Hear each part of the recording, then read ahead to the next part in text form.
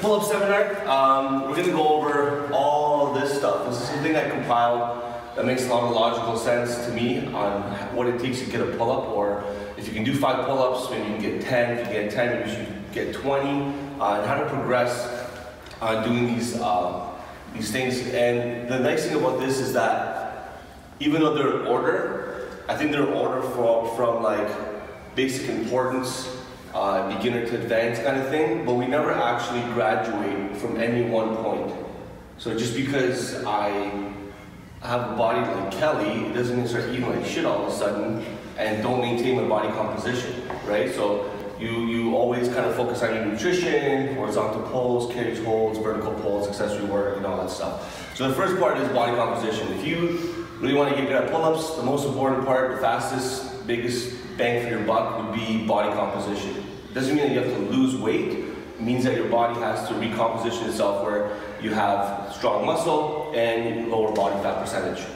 And basic things that give out to people on the balance, kind of a balanced approach, more like a low-fat diet.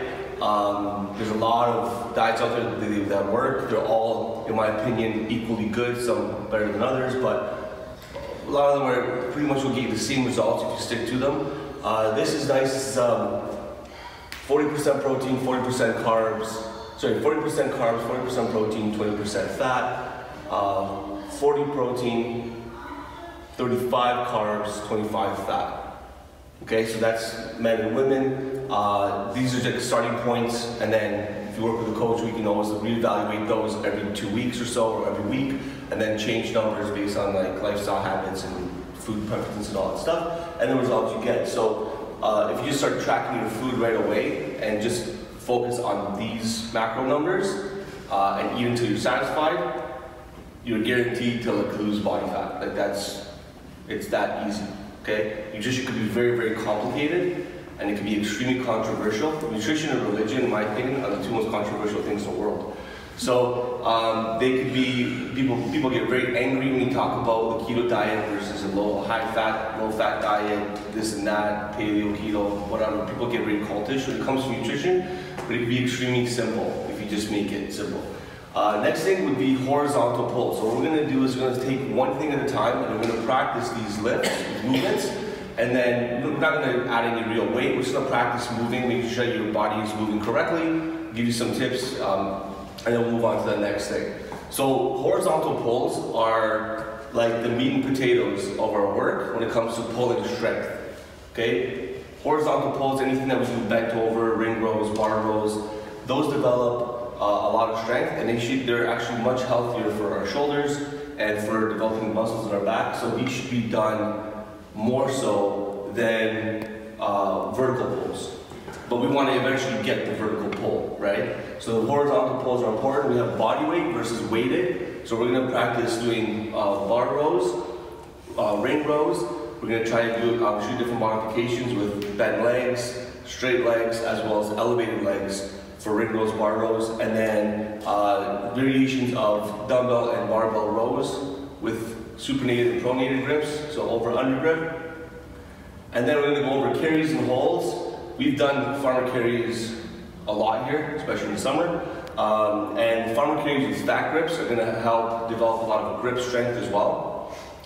And we have certain kettlebells that are a little fatter, so you can use kettlebells for farmer carries.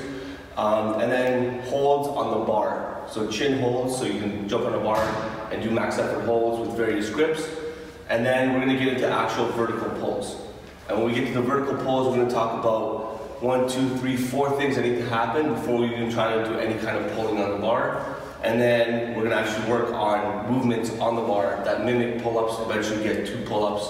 And then when you get the pull-ups, whether they're assisted or banded, we're going to talk about how much volume you should be doing every workout session with that actual movement that you're trying to achieve. So most people try to get like 5 pull-ups and they can only do 3 pull-ups. So what do? They just jump on the bar and do 3 pull-ups, and that's it. And then they try to do some more, and they get 1 pull-up. They try to do some more, and they get no pull-ups. Right? That's not the most intelligent way of working on the pull-ups. So we're going to talk about how we can approach that and get from 5 to 10 pull-ups pretty quickly. Cool? All right. So let's break up and go over over the body weight rows and the weighted rows. So we'll come down here to get started. You can pipe, and then we're gonna go down. And with flat feet, I'm gonna pull to my sternum. That's it, okay? And these wanna work at about 8 to 10, 8 to 12 reps, 3 to 4 sets. It's like a basic accessory work. A little bit more difficult. So if you can always get like 8 to 10 and it feels easy, then you should move on to the next movement, which is straight legs. So straight legs, right here. And like a ring row, our body is nice and straight the whole time. So there's no flailing at the hip, there's no breaking at the core, okay? And if you can get the straight legs, the next movement would be elevated on the box. So you'd be here, and you're pulling. So that's like the basic horizontal row. So if you're always doing ring rows, you should definitely try the barbell. It goes along. We do the same thing as we do with the barbell rows. Like I said earlier, they're a little bit easier because we have this grip that we're using to pull as opposed to this grip. So if you guys notice, when we have this grip, it's hard to lock out and pull right into your chest as opposed to this. We have a lot more range of motion. Our shoulder is limiting our range of motion here, whereas this, we have a lot more range of motion. So with this grip, same thing, straight legs. And the nice thing with the rings is that as we go back, it becomes super easy. As we go forward, it becomes a lot more difficult. And then as we elevate our legs, it becomes difficult as well. So we won't try the ring rows. We do plenty of ring rows here, so you guys know how to do that. As you would deadlift from the top, you're gonna slightly bend the knees, and then go down almost like you're doing an RDL. And once the barbell is just past my knees here, my chest is up, I pull just to the bottom of my rib cage. What happens with a lot of you guys when you go too heavy is you start doing this. Right, so you're hinging at the hip. It's really important that with any horizontal pull, if we're actually gonna work the proper muscles, we have a locked hip. There should be no hinging. So once I'm locked into place here, my hip doesn't move at all. So my lats are just contracting and pulling that bar up, okay? So this is the overhand grip. Our underhand grip is gonna work the lower part of our lats. So overhand grip works the upper part of our back, underhand lower part. And with this, we're gonna start here. So we'll 4 or 5 inches away from my kneecap. And as I pull in, I'm gonna row it in down my thighs, just below my belly button. Pull in, just below my belly button, as opposed to pulling in here. So pulling elbows back to my hip. Okay? So there are 2 different lifts. They do work different muscles, even though they look similar. Okay? For me, my left side, even though I'm right-handed, is really strong, and my right side is weak. So anything I do on my left side, I can have an easier time doing my right side. And I noticed that when I do my pull-ups, you don't really notice it, but once you do a lot of pull-ups and you get to high volumes, you'll notice that one side starts kind of lacking a little bit. Same thing with toes to bar and everything else. So doing unilateral movements and the pulls is definitely helpful. So what we're gonna do with this is, I like the kettlebell because I don't have to like really hold on a box and hold the dumbbell, and it has a fat grip, so it works my grip a little better. And from here, I'm just gonna pull to my hip, come down through my toes. So I'm not pulling up here, I'm pulling to my hip each time. All right, so really simple movement, weighted horizontal pull. And you guys can use any kettlebells. You can even do them with, like as a bent over barbell row. With that grip, you can even do that with 2 kettlebells. Switch it up so you don't get bored. Okay? Let's try that. So grab a kettlebell farmer carries. You've done these in the past, you know exactly what to do for farmer carries. But some people still kind of wobble like penguins when they do the farmer carries.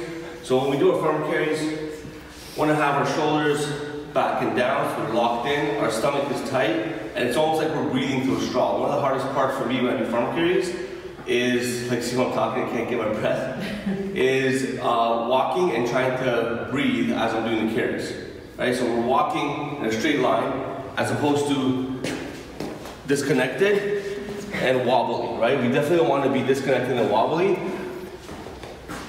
And for farmer carries, you want to go as heavy as you can. okay? While maintaining that shoulder position and while being able to maintain that tight core stability and not wobbling all over the place. Another variation that I like personally is a really heavy weight on one side with a light weight on the other, or no weight on the other, or one hand overhead, whatever. So you can play around with it as much as you need. The weight on one side works my grip strength, my shoulder stability, my core strength, but also my side here as well. Because I'm trying to walk in a straight position here, and when I do these, this guy is trying to do this the whole time, and I'm working really hard to stabilize it the whole time. So while working on our pull-ups, we can attack a bunch of different things that are going to benefit us for other movements as well as pull-ups. Cool? So does it matter if you have your thumb wrapped around the kettlebell or not? Yes. So if your thumb is wrapped around, your grip is stronger, you're going to develop better grip strength. If it's not wrapped around, you're really not working your grip at all, right? You're just hooking it. So if you want to develop grip strength, wrap it around. If you're in the middle of a workout or competition and you're just doing it to get it done, then do whatever is most efficient at the time. But if you're doing it as accessory work for the purpose of pull-ups, then I would always wrap around. And squeeze so your whole arm. And squeeze as hard as you can. Okay. Yeah. Okay? We're finally at the vertical pulls after all of that. Okay? So I know this took a lot of information. I'll kind of wrap it up at the end and explain how to put this all together. So the vertical pulls, before we actually do any kind of real pulling, we got to talk about grip position. We got to talk about, actually, it should be grip position, core activation, scapular activation, lat activation. Those things are the most important things for actually moving in a correct pattern before we actually get into practicing any kind of vertical pull, either with assistance or without assistance. Okay? So when we have our grip over the bar, I'm just going to grab this box. On this bar over here. So when we have a grip over the bar, when we have this grip, which is like that false grip that most people like to use, it is a comfortable grip for forearms maybe, but it is a very weak grip for pulling strength. So if you're doing like a kip or a butterfly, you're not doing as much pulling as if you were doing like a muscle up, or if you're doing a strict pull up or multiple strict pull ups, right? So doing this is weaker than doing this. Now when we hold the bar, we don't just want to hang like this, we actually want to hang like this. And if we hang in this position, what's going to happen is, in this position, I'm going to start recruiting all my upper back muscles and engaging those when I do my pull-ups. Okay, it's like squatting with your knees like this, or with your knees like this. When your knees get out, you're going to recruit your butt a lot more to your squats. Same concept here, you're creating torque, and you're able to get a little stronger with the pull-up. Okay, so that's number one. Number two, when we hang on the bar, we don't want to hang like a dead fish. So we hang in a hollow position to stabilize, that's the core. And the third thing is scapular, they're called scapular decompressions. Just, I think people in fitness try to be really smart, and they come up with like long words. But you're basically taking your scapulas and you're pulling them down and back. The same thing that we coach all the time with pressing overhead, with pulling, with stacking your shoulders, all that stuff is relevant to the pull-up. If you don't stack your scapulas, then you're just kind of pulling on your lat the whole time, and there's nothing really happening in your upper back.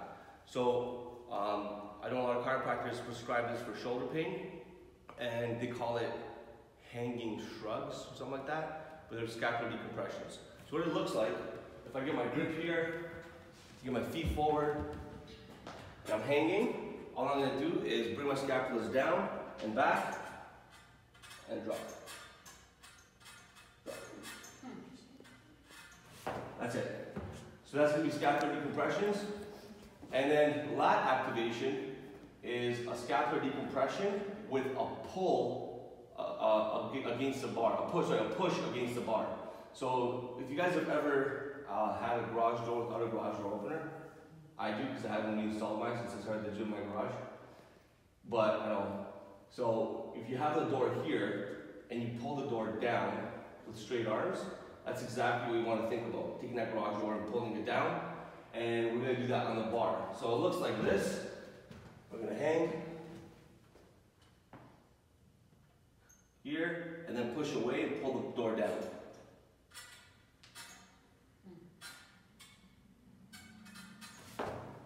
Okay? So that's going to start activating the correct muscles to initiate our pull-up. Because our pull-up, we're not going to do pull-ups like this. We're actually going to engage everything and then pull here. So if you guys actually look at the whole pull-up, it's starting to come together a little bit. The grip work, the bent over rows, the horizontal body weight rows. Because when I'm doing a pull-up, I'm kind of in a horizontal position, like I am on the ring rows or on the barbell rows, right? So when I'm doing my pull-up, I'm here. When I engage, I pull here. I don't just drop dead and try to pull like this. You can see people do it on Instagram. Okay? So what we're going to do is spread out and grab a bar and practice our scapular decompressions and our activations. So next point here. So we talked about a bunch of different things here: grip position, scapular, lat activation, and core activation. People are still not really activating the core very much, from what I've noticed. We're still kind of swinging all over the place. So this is just laziness, okay?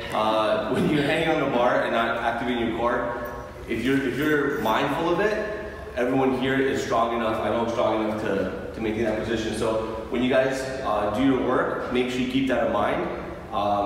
Every rep, think of what I did right and what can I improve on for the next rep, and then most likely you'll notice that when you're working.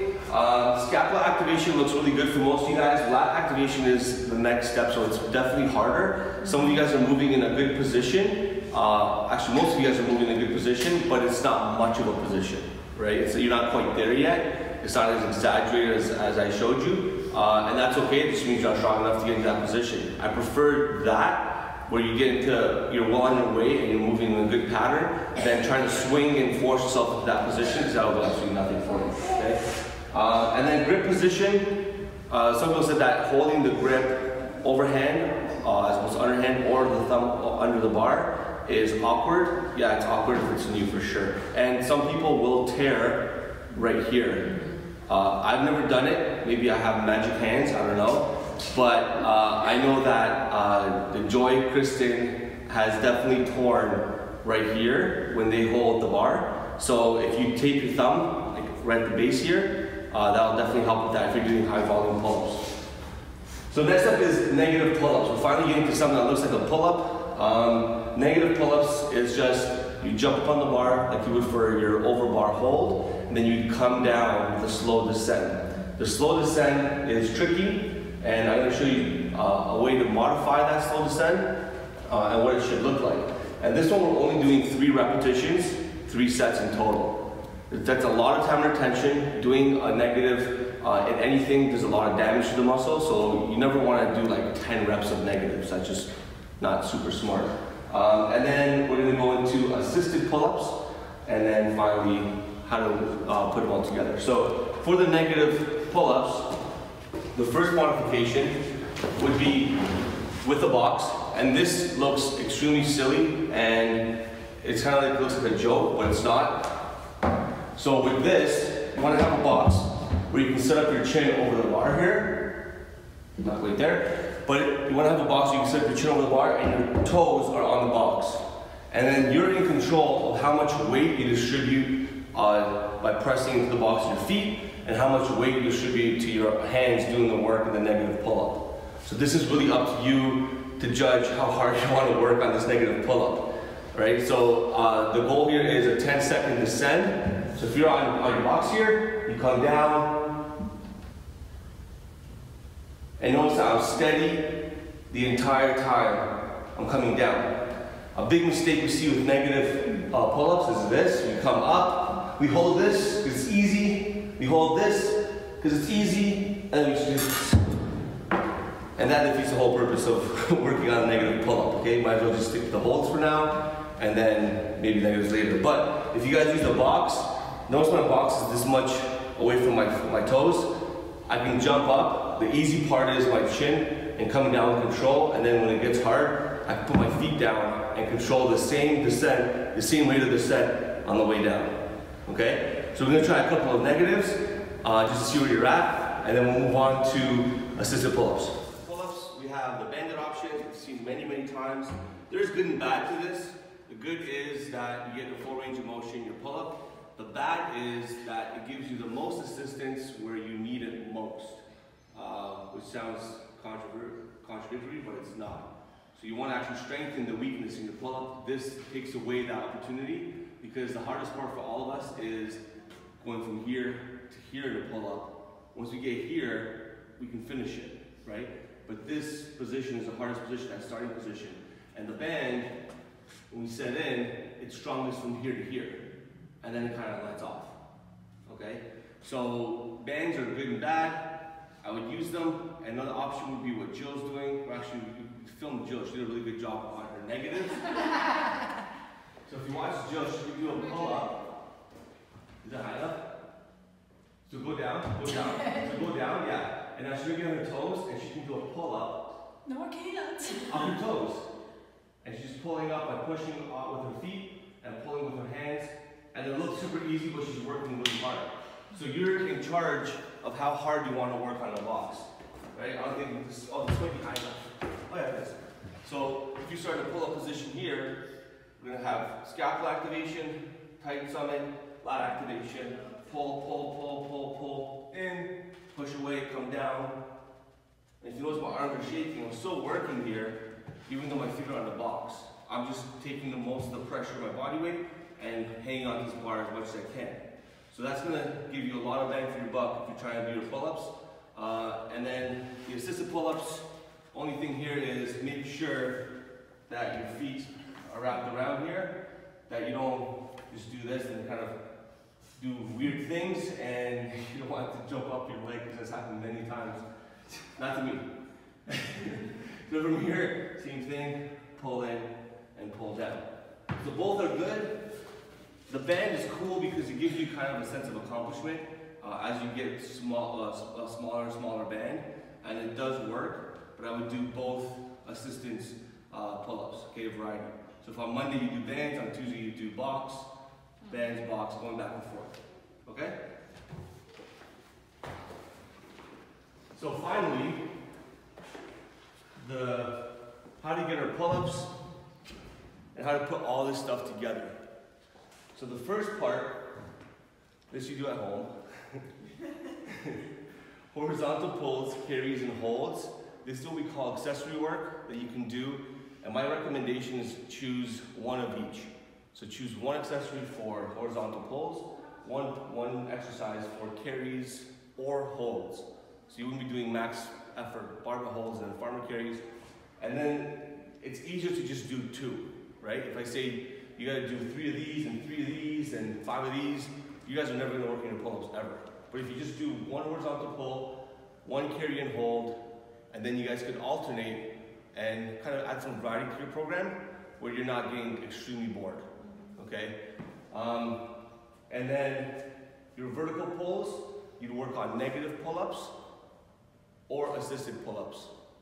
Or you'd work on negative pull-ups and regular pull-ups. Okay, so you have 1, 2, 3, maybe 4 things to work on. And you want to do this 3 times a week, and you want to add them in, you can add them in before you come and start the workout, so you guys come here and hang out and socialize, which is nice, but you can socialize while doing like holding over the bar. You can do it after class. It'll take you literally like 3 minutes, right? It doesn't take very long, and especially between heavy lifting sets. So if we're doing some kind of like pressing or squatting, and we're doing, 5 sets, 7 sets, whatever, and you're just hanging out waiting for your next lift, you can easily do a set of this, squat, a set of this, squat, a set of this, squat, you're done, right? And you might even do 6 sets of squats, and you might get, 3 sets, 3 sets, and then you're already done your accessory work before we even started the workout, okay?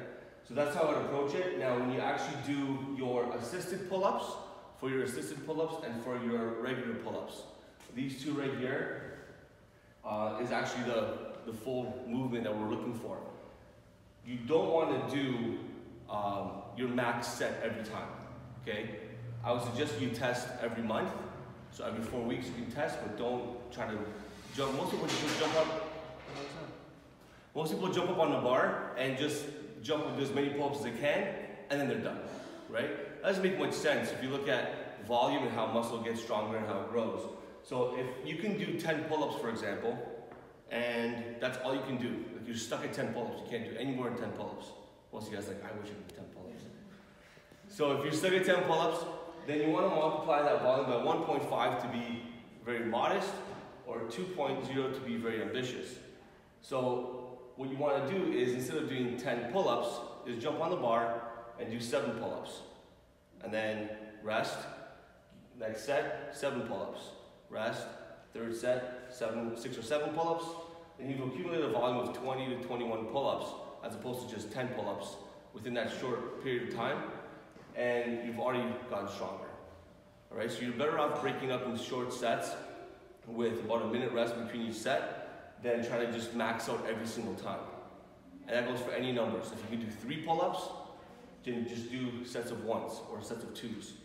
And you're going to accumulate a lot more. You don't want to go too much volume because you're still doing all this other stuff, but 1.5 to 2.0 on the very high end would be very realistic for most of you guys.